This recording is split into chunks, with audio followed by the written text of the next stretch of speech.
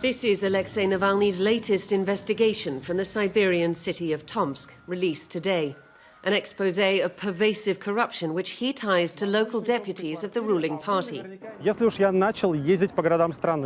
I started traveling to Russian cities calling for a war on united Russia, he says, this place would be first on the list. The next day, he was poisoned.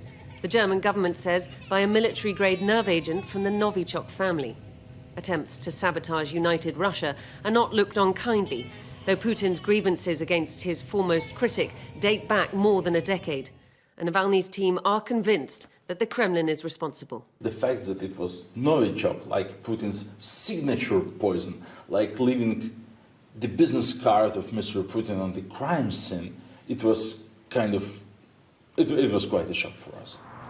The Kremlin says there are no grounds for accusing Moscow. The key suspect in Alexander Litvinenko's poisoning, Andrei Lugovoy, telling Sky News he saw no reason for Russia to poison him. I don't understand which motivation Russia should have. First of all, the pilot who landed the plane in time. Secondly, the doctors who saved his life. And Russia itself gave him to the Germans. It was them who found out he was poisoned.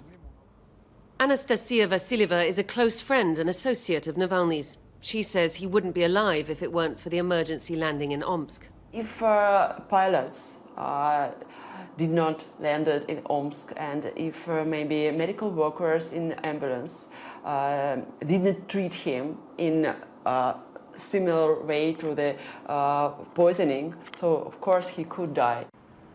The UK, European and NATO leaders are mulling their response.